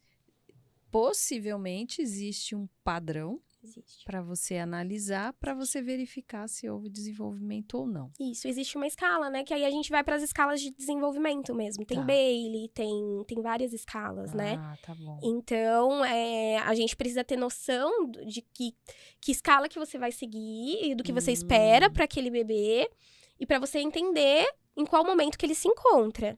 Tá. Então, por isso que cada criança não tem seu tempo. Então, porque muitos falam, ele não Conte-me fala. a respeito. Então, ele não fala, ele tem seu tempo. No tempo dele, ele vai falar. E aí, essa criança tem 1 ano e meio. Isso, porque é pelo menos 1 ano e 4 meses, né, Ju? O máximo. Mas ela não balbucia, ela não faz nada. Não, concordo. Sim. E aí também tem número, né? De Quantidade de palavras, palavras. Ou ele só fala no máximo mamãe, papai e fica apontando as coisas. Não, meu filho era assim. Ele começou a eu falar também, com isso me 2 anos de preocupa. idade. Não, gente. Existe, claro que cada criança vai ter o seu modo Padrão, de se né? desenvolver. Só que existe uma escala, existe um tempo, que a gente precisa respeitar essa escala e esse tempo. E tudo que tiver fora disso tem que A olhar. gente precisa olhar porque a gente precisa estimular. Porque senão vai ficar essas lacunas. Que aí é o que eu falo no livro, que vai se tornar um adulto, às vezes, com algumas questões de frustração, né? Para ele chegar onde ele chegou, ele teve que fazer muita coisa, ou ele nem chegou onde ele queria chegar, ou ele desistiu no meio do caminho. Então, igual você, é um maior exemplo. Você teve um estrabismo, você Isso. teve um desvio. Então, o que isso impactou na sua vida? Existem filosofias, assim como dentro da psicologia. E eu escolhi a filosofia da optometria comportamental. Tá. Mas existe a filosofia mãe de todas as terapias visuais, que é a ortóptica. A questão da optometria comportamental, ela utiliza dos mesmos testes da ortóptica, funcionalmente falando. Que são os tais 21 passos, né? Que são 21 passos que a gente precisa observar na questão funcional. Porém, o olhar do optometrista comportamental que vai ser diferente para os resultados. Por quê? Porque eu já falei tudo isso aqui. Eu levo em consideração todo o neurodesenvolvimento. Ah, tá. E eu levo em consideração que a visão, ela pauta, sim, o seu comportamento. O míope, ele é mais fechado, ele é mais detalhista. Tem que ser, né? Então. Questão Mas de e a visão sobrevivência, periférica? né? Nossa, então. O que é a visão periférica? É essa visão aqui. O míope, ele é muito fechado. Nossa. Ele é muito pra cá. Então, ele esbarra nas coisas. Ele é muito central e periferia zero, por exemplo. O hipermétrope, periferia, até que você põe, quem é do ramo, né, as meninas estão aqui, às vezes precisa de, 1 de hipermetropia, já é um adulto. Hipermetropia é um nome de um grau, tá, gente? E aí a pessoa, você tampou aqui e tal, fez a retinoscopia e tal, aí a pessoa, mas eu não preciso, 1,5, 2, 3, a pessoa, não consigo. Por quê? Eu não preciso do óculos. Por quê? Porque ela tá tudo bem, tudo ótimo, ela é uma pessoa mais com a periferia aberta, ela não é tão detalhista, se o óculos dela tiver uma digital, ou tá cheia toda suja, tá tudo bem. Agora, se o míope tem uma digital no óculos, ele já fica ali nervoso. Nossa. Por quê? Porque ele é mais... É o comportamento, assim, do míope ali, né? Então, eu me identifiquei mais com a parte da optometria comportamental, ou da neurooptometria, que alguns chamam de neurooptometria também. Por quê? É a associação do cérebro com os olhos, né? Então, eu não tô trabalhando músculo, só músculo. Não, porque quem manda nesse músculo? O cérebro. O cérebro. Então, não que não vai funcionar, vai funcionar. E muito. A ortóptica, ela é maravilhosa. Só que são filosofias diferentes e modos e métodos de se trabalhar diferente. Né? Na optometria comportamental, não usamos tampão para tratamento de ambliopia. Que era o que tipo, teoricamente... Mas, lá atrás, é um assunto polêmico. Breaking news. Polêmico. Vamos lá, né? Vamos para a polêmica do dia. O tampão, ele foi muito usado e... então quem não usou não teve resposta? Teve. né? Ele lá atrás, ele era um método, é o que tinha, ele era o ouro, né? Pra ambliopia, e tampão não trata estrabismo, tá, gente? É ambliopia. Porque a ambliopia é o olho preguiçoso. Meu olho é preguiçoso. Isso, mas alguns passam um tampão pra quem tá com estrabismo quando fica dividindo um olho, um fica tortinho, o outro fica tortinho, então eles ficam revisando o tampão pra poder estimular os dois olhos, né? E aí, o que acontece? Não sou eu que falo, é a neurociência. Tá. Fiquem à vontade, mas tá lá, ó, PubMed é maravilhoso, o professor Ocano me apresentou o PubMed, ó, maravilhoso. Tá lá no PubMed, tá lá em todas as pesquisas científicas que mostram atualmente que o tampão, ele beneficia a parte da acuidade visual. Fato. Ele vai te ajudar na acuidade. Mas e a binocularidade? Que seria essa Os questão dois olhos. dos dois olhos. Eu estou ampliando a rivalidade dos dois olhos ou eu estou ensinando os dois a trabalharem juntos? Tá ampliando. É isso. Então, ajuda na acuidade, mas acaba prejudicando na seriam binocularidade. dois momentos, né?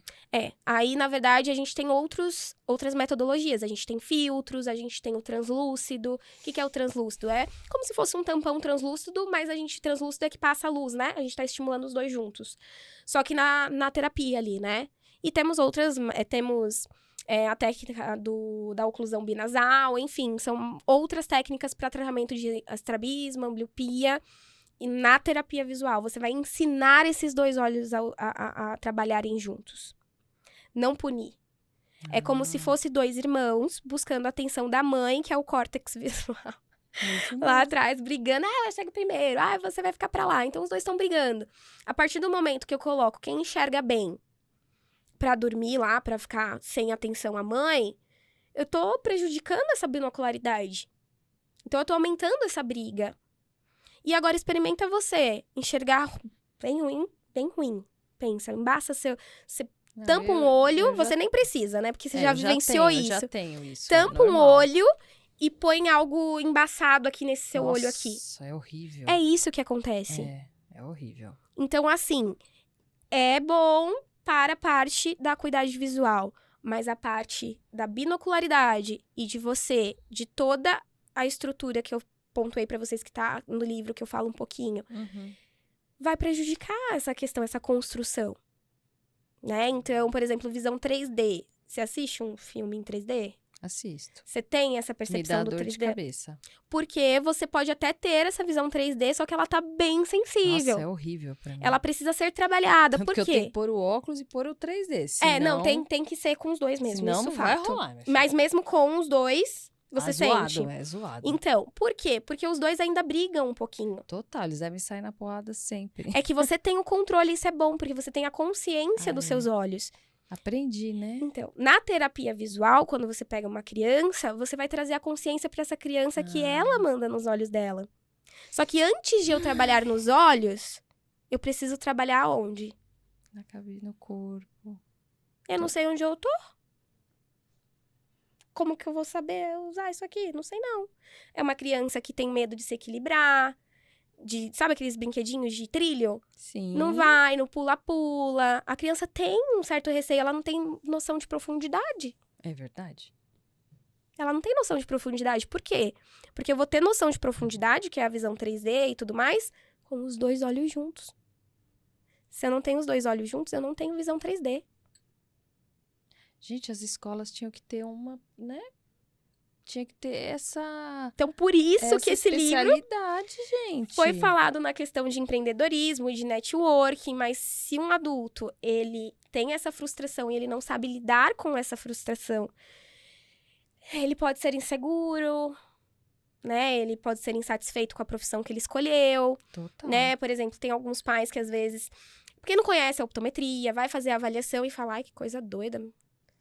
Vim pra uma avaliação visual, ela tá perguntando pra minha filha se ela sabe esquerda ou direita, fez minha filha pular de um pé só, porque tem os protocolos da avaliação de processamento e percepção visual, que são 3 dias de avaliação, porque é bem cansativo, imagina. É mesmo? É, né? Tudo isso que eu te falei. A mãe tem que levar 3 dias, 3 vezes, 3 dias seguidos? Ou... Não. Pra avaliação, você pode fazer... Se você conseguir fazer na mesma semana, é melhor, né? Porque a gente tá lidando com o cérebro, com o céfalo. Mas pode ser uma vez por semana, né? Isso pra avaliação. Aí a terapia visual, ela vai ser constituída e desenhada através do que eu vou ver nos resultados, né? Então, às vezes os pais falam assim, não, a criança é dada como preguiçosa. Isso. Porque lembra que eu falei que às vezes, pega o óculos, melhora, mas depois não sai do lugar. E aquela criança que não precisa de óculos, só que ela tem essas lacunas. Meu Deus. E aí, minha filha? Meu Deus. O que eu faço? Levamos na avaliação visual, não tem nada. Então, a professora vai lascar conteúdo. E aí, a criança é preguiçosa, a criança não quer fazer. Aí, algumas crianças vão lidar com isso como? Se frustrando, se fechando. Ou abrindo e tacando terror na sala. Ela vai querer chamar a atenção de alguma maneira. Porque ela não consegue fazer aquilo que você está apresentando. Né? Então, e aí, essa criança, ela vai crescendo e sendo podada. Não pode fazer isso, não pode fazer aquilo. Por quê? Porque ela vai criando apoios. Tá. Quantas crianças vão escrever e viram o caderno e o corpo pra escrever? Muitas. Por quê? Eu não tenho noção aonde eu tô nesse mundo, né? Exato. Então, e a visão ali, quando você chega naquela montanha de textos, de interpretação no Enem, no vestibular, cara, isso é sofrido demais. Né? Eu tenho um caso até que vai estar no meu livro, porque o meu autoral sai o ano que vem. Yes. E esse caso a gente vai levar pro livro, que é um caso da minha pacientinha linda, maravilhosa, que já tá no caminho da alta. Ai, que lindo. E assim, por exemplo, quando ela conseguiu copiar da lousa, foi uma festa, porque eu não conseguia copiar da lousa. Depois das sessões de terapia visual, claro, também temos a equipe multidisciplinar junto. Com certeza. Ela já estava sendo acompanhada quando a neuropsicopedagoga viu. A psicopedagoga Camila me encaminhou. E aí, a gente começou o trabalho e juntas ainda com toda a equipe, a bichinha tá voando, tá a coisa mais linda. E detalhe, eu tenho um consultório no ABC, né, em Mauá, eles são de Caçapava. Eles iam toda semana pra terapia. Agora, ela já tá num estágio que a gente subiu. E aí, a gente tá conseguindo fazer online com ela, né? Não são todos que a gente consegue fazer online, mas no estágio dela, a gente já tá conseguindo. Eu tenho um paciente de Tocantins fazendo intervenção, Isso que é determinação. Tem. Por quê? Porque não tem optometrista comportamental nos estados. Esses não são tem. as futuras ricas, né? Vocês sabem disso, E né? loucas também. Loucas também. Eu quero deixar bem claro que loucas também. Caramba! Por isso que a gente precisa de mais optometristas engajados e entender que é diferente. Esse mundo da terapia, ele é diferente. Quando você tá na clínica, é diferente. Sim. O tanto que você estuda, o tanto que você... Porque cada paciente, é um mundo. Então, cada paciente é um ensinamento. Somos um Então, mundo. cada um Às vezes você vai pegar que eu pego síndromes raras, né? Sim. O nome fala, síndrome rara. Uhum. Então, você vai fazer o quê, meu amor? Você vai ter que estudar, é rara. Nem o cara que tá estudando A porcentagem síndrome não sabe. Nossa. E tem um caso também que é um caso que doía muito de eu falar desse caso, porque eu não sou aquela profissional que você fala, olha, você tem que olhar seu paciente, bom dia, tchau, foi embora. Não. Como eu falei, é humanizado. Uhum. Ainda mais, claro que a gente sabe os nossos limites, Lógico. né? Uhum. Mas ele foi... eu costumo dizer que os dois amores da minha vida, assim, que abriram o meu caminho pro TEA, que foi o meu amor ali pelo TEA, os dois se chamam Davi. Né? O Davi 1, que foi o primeiro paciente que eu atendi, que, meu Deus do céu, foi maravilhoso. E o Davi 2, que veio depois de um tempo. Eles são também a maioria dos meus pacientes não são da minha cidade, são de fora. Uhum. E o Davi, ele veio de Santos, na verdade, ele vem encaminhado de uma optometrista clássica, né? Que ela viu, que eu, inclusive, atendo a filhinha dela. Tá. E aí, ela falou, olha, a Ju pode ajudar, tal. Porque esse paciente, o Davi, posso falar o nome dele porque a mãe autorizou. O Davi veio pra mim, ele já tinha passado por alguns profissionais, né? E falaram que tava tudo bem. Davi tinha, porque depois tudo mudou, que vocês vão entender, um diagnóstico de TEA, TOD... epilepsia, não vou lembrar de tudo. Tinham mais algumas questões. Então, olharam lá pra ele e falaram que ele tava enxergando tudo. Só que quando o Davi chegou pra mim, ele tava com um olho aqui e outro aqui. Cara, que loucura. Então, visualmente não tava tudo bem, porque tem um estrabismo aqui, Tá. né? Então, não tá tudo bem. Então, eu fui avaliar, a gente viu que tinha uma miopia muito forte, de menos 8,5 em cada olho. Meu Deus. Com um astigmatismo que eu não consegui medir. não consegui. E na hora que eu coloquei o óculos de prova nele, eu tive que tirar rápido, porque ele assustou muito. Ah, tá. Ele deu um tequinho no menino, tadinho, misericórdia. Aí eu tirei rápido, diminuí, coloquei, e aí ele conseguiu, ele foi no banheiro, fez xixi, ficou todo feliz que conseguiu fazer xixi na privada. Meu Deus. E aí a mãe começou a chorar loucamente, né? Por quê? Porque meu filho não tá indo bem na escola, então ele nunca enxergou. Ai, quantos anos ele tinha? Tava com 10. Meu Deus. E já tinham passado por outros profissionais. E só que aí não termina por aí, né? Aí a gente conseguiu uma doação de óculos pro Davi. Enfim, só que eu vi alterações na estrutura. Então, mesmo eu peguei o óculos, eu prescrevi o óculos, mas fiz uma carta. Eu prescrevi o óculos porque eu não tinha como deixar aquela criança sem o óculos. Uhum. Não tinha. Mas fiz uma carta, a mãe assinou responsabilidade também, porque ela tinha que ir no oftalmo. Tá. Foi na doutora Andréia, que é uma grande parceira, uma oftalmologista maravilhosa, pediátrica. Uhum. E chegando lá, ela leu meu relatório, ela falou, Ju, tá esquisito isso aqui. Porque você colocou a medida da acuidade, uma medida aqui, e não tá isso não. Falei, doutora, tem alguma coisa esquisita. Ela, vou fazer a ultrassom. Tá. Porque ela é especialista em ultrassom ocular, né? Uhum. Fez a ultrassom, enfim. Resumindo, a doutora Andréia, daí por diante, tocou, porque aí eu, como optometrista, já não posso fazer nada. Sim. E nem como terapeuta, porque aí já tava com alterações de estrutura, né? Então, era com ela. E aí, ela foi buscar outros especialistas, porque aí se descobriu... Ele estava surgindo uma catarata. Não acredito. E tava comendo muito rápido, porque em questão de 1-2 dias, assim. Tava perdendo a questão visual, né? E aí, quando foi ver, aí foi nos especialistas, que a doutora Andréia também, né, encaminhou pros oftalmos especialistas. Viu lá, no fundo, na retina, tava tendo uma inflamação na retina, que estava tendo a consequência também da catarata. Meu Deus.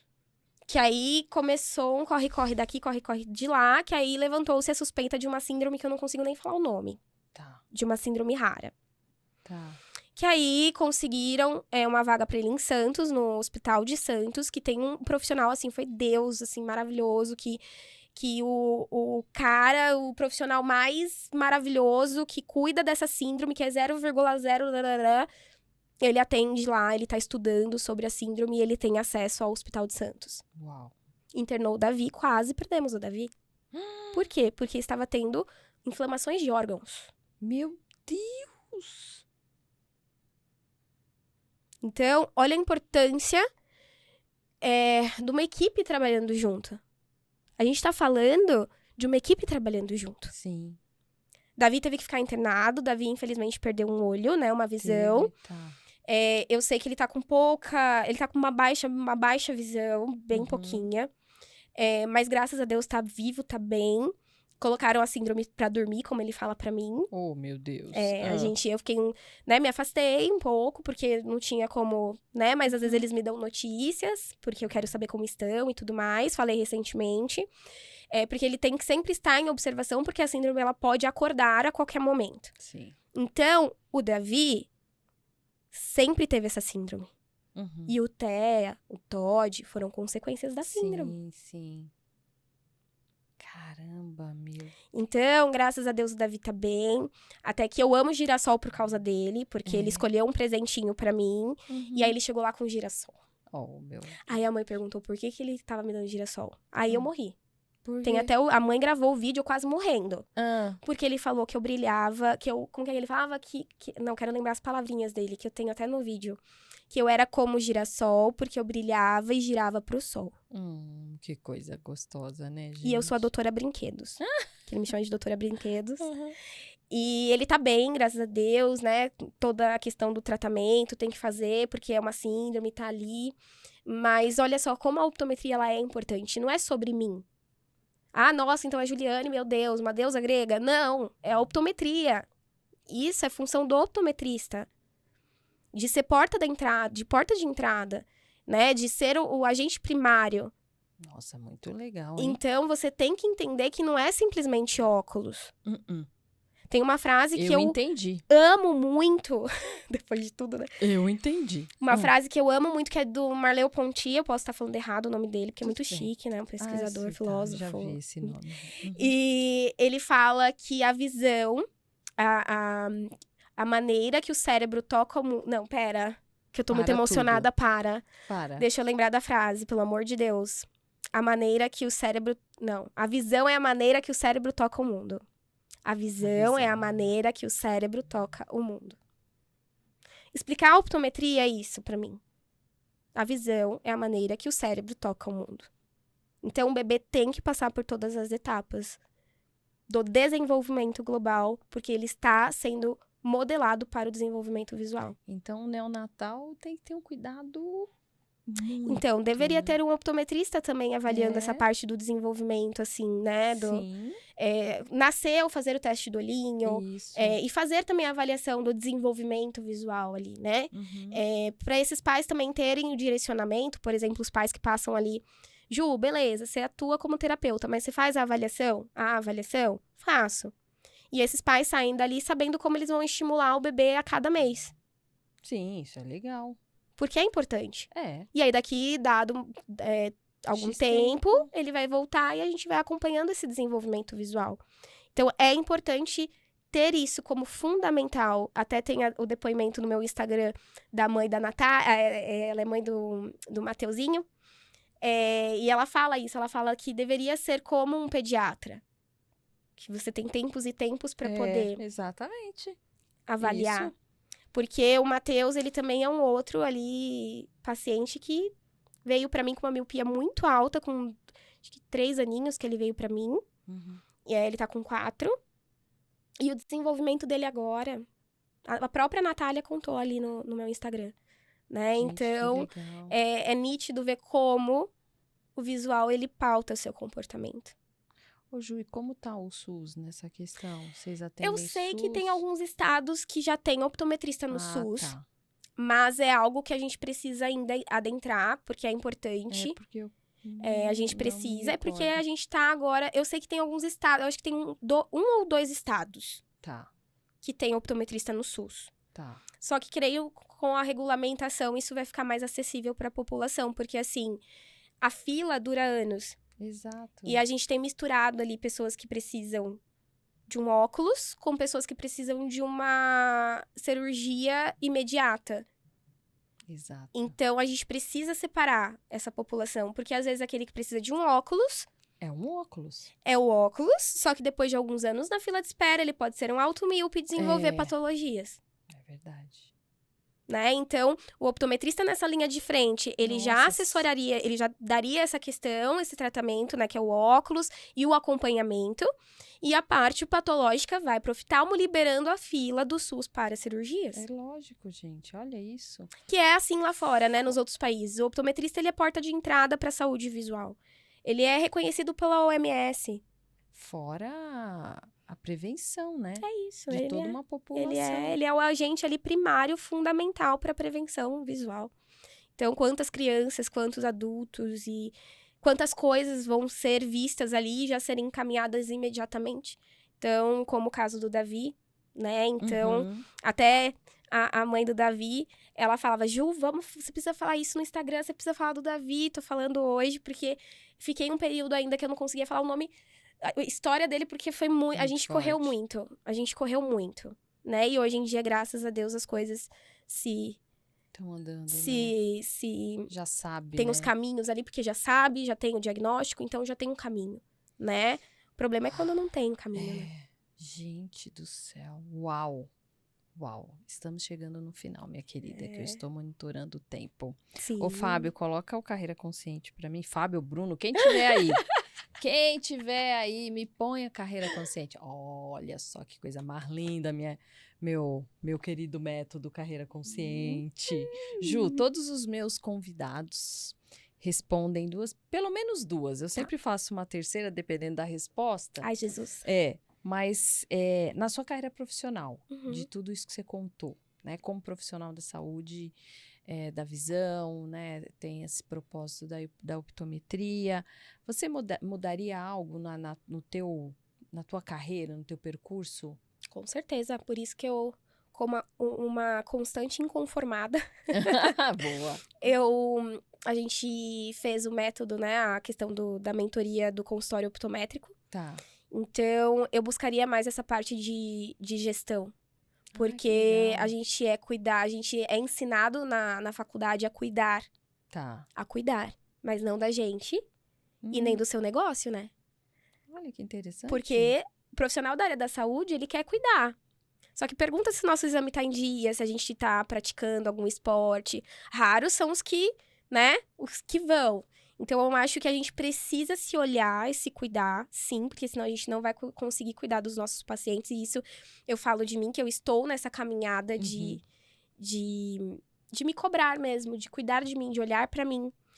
E a parte do empreendedorismo, porque você precisa cuidar do seu consultório, para eu poder cuidar do Davi, cuidar do Matheus e de outras tantas crianças e bebês que já passaram por ali, pelo consultório, eu tenho que saber gerir esse consultório, né? E preciso crescer o consultório, preciso para ajudar mais Davis, mais Matheus, mais bebês, mais crianças, mais famílias. E a gente não é ensinado a empreender.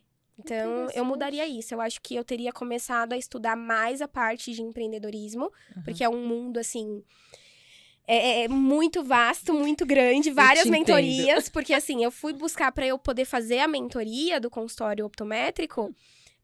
Eu trouxe de outras mentorias que eu fiz que não são da minha área. Sim. E que aí eu tive que transformar os métodos para a minha área. Né? Então, eu acho que eu olharia mais desde de sempre. Pra essa mais questão, pra essa mais questão. de gestão. Sim, porque a gente apanha. Apanha muito. Porque imagina teu consultório fica grande. Você tem que ter um sistema, você tem que ter E como pessoas. que eu consigo paciente? Como que eu consigo falar do meu trabalho? Tá, legal, eu alugo e faço o quê? Isso. Depois daí eu faço o quê? O que eu faço?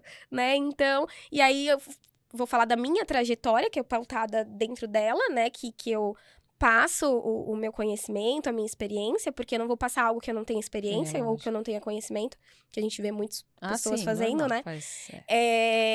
Mas quantas pessoas que eu fui atrás perguntar e não sabiam também me informar, ou ainda mais na optometria, porque é uma profissão que não é tão nova assim, né? Porque já faz mais de 100 anos que estamos no Brasil. Gente, passada. Mas, para você ter seu próprio consultório, não são tantos profissionais que têm o seu próprio consultório.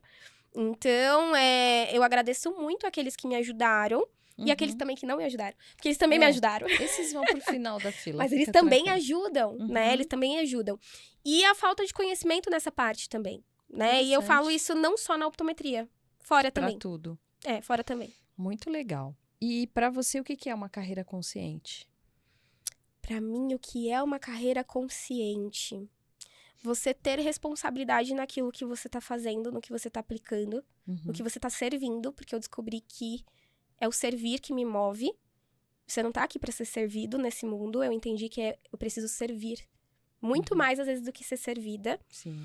Então, você ter essa responsabilidade, independente da profissão que você tá indo. A responsabilidade, porque você tá lidando com algo.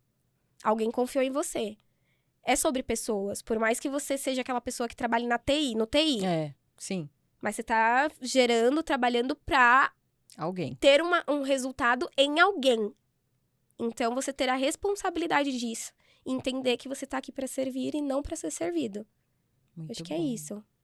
Juína, no teu trabalho, qual foi o seu maior desafio? Qual é o maior desafio da tua área?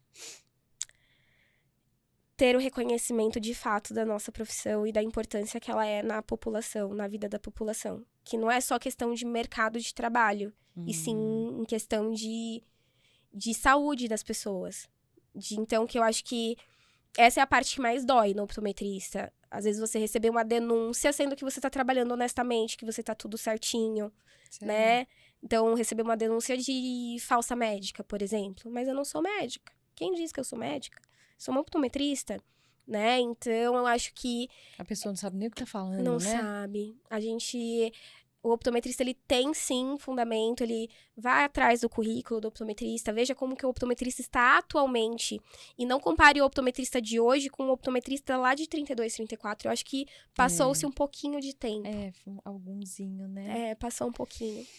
Muito legal, Ju. Agora, olhando para aquela câmera ali, ó. Certo. Deixa uma mensagem pra galera, deixa suas redes sociais, vende seu jabazão, o que você tiver Ai, aí. meu Deus. Porque aqui é o momento, meu amor. Muito bem. Fique à vontade, toda sua. Eu digo pra você que é optometrista pra não desistir, pra você manter aí a constância. Estudo, ele é constante, a gente nunca vai saber tudo.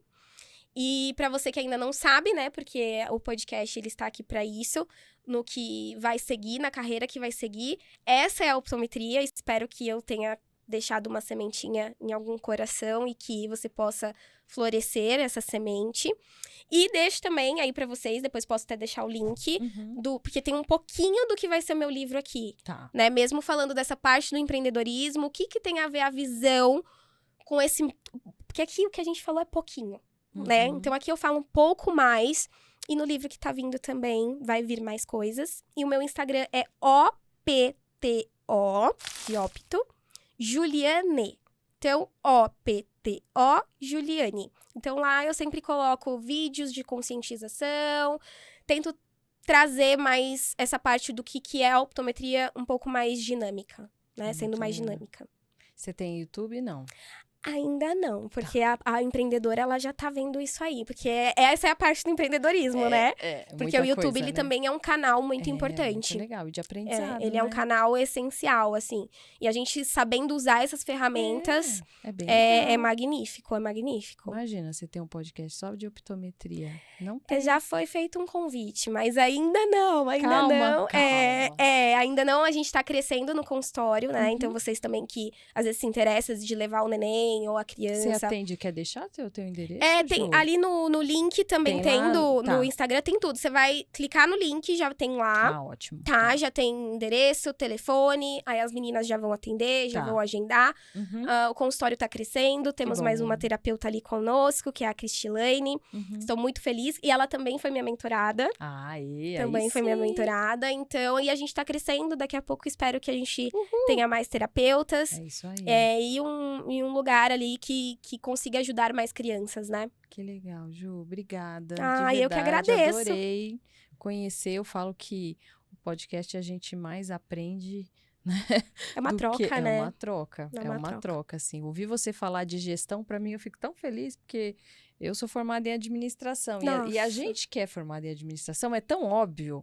Mas todos tinham que ter. Mas é tão óbvio você falando as coisas pra mim. Sim. Eu já tô pensando nos departamentos, no sistema, no fluxo do processo. Pra mim não é nada óbvio, amor. Então, é muito sofrido. Olha que interessante. Isso porque eu trabalho desde os meus 15 anos. Né? Eu tenho 30 e vou fazer 32. E eu trabalhei 1 ano e meio, gente. Minha ex-chefe, ela sabe. Eu trabalhei num escritório de contabilidade. Não era pra você. Meu amor, mas ela fala isso pra mim. Ela fala, você sempre foi da saúde. Porque meu contador, então, ainda bem que tem a Ângela que me ajuda nessa parte. Porque, olha... Que legal. Por isso que eu falo, os profissionais, eles precisam buscar mais essa parte de empreendedorismo, de gestão, porque não sabe. Ai, que bom, fico feliz por isso. Interessante. Lá já, quem sabe surge um curso aí. Exatamente, que eu falei, uau. Exatamente, porque a mentoria, ela veio disso, porque o optometrista, ele não, eu direcionei para o optometrista, sim, né? Sim. Mas pode ver, por exemplo, Natália Bilch. Sim. Onde a menina tá. É verdade. Pelo amor de Deus. E ela é uma profissional, não é da área da saúde, mas é uma profissional da área da beleza que faz sobrancelha, que as próprias profissionais da área se colocam lá embaixo. Sim. Mas a questão é que você não paga o que você paga naquela sobrancelha só pela sobrancelha. Exato. Você tá pagando pela experiência, você tá pagando pelo que ela construiu. Isso mesmo. Então, a gente precisa... Doutora Cherry, que eu fiz uma mentoria com a doutora Cherry recentemente. Um beijo, Cici. Um beijo, Cacá. Cacá Navarro participou da minha mentoria. Ah, que legal! Ela deu uma aula pros meus pupilos. E vivenciar aquela cultura, ver uma dentista... Que hoje em dia ela nem trabalha mais com a parte da odonto. E olha o que ela construiu. Ela não construiu só uma marca. Ela tem várias marcas. né? Então, a gente precisa entender sobre isso também, né? Que aí é um Legal. outro podcast. É outro, né? E hoje a gente tem plateia, gente. Vocês querem ir lá na frente? Não quer não? Não quer não, pô? Ah, pelo amor de Deus, você quer se... Não Vê quer se vir? Vem dá. cá, a carinha dela. É que Não.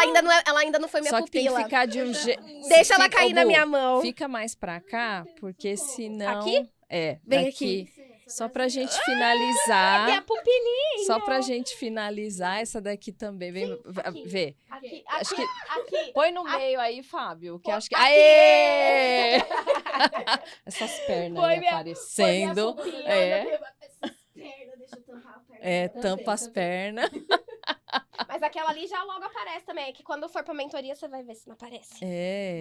Vai travando, assim, Vai, que isso é legal. Mas, gente, aqui é só para vocês terem uma ideia, que né, do que é felicidade. esse mundo aí da optometria. Sim. Eu tenho também, Sim, graças a muito. Deus, uma bênção de ter aqui minha sobrinha linda, por isso que eu fiz questão. A Letícia não quer vir aqui, mas fica Mas à ela vontade. também é linda. É, Não ela é pra cá que eu também é olho. Ela também é gatona. linda.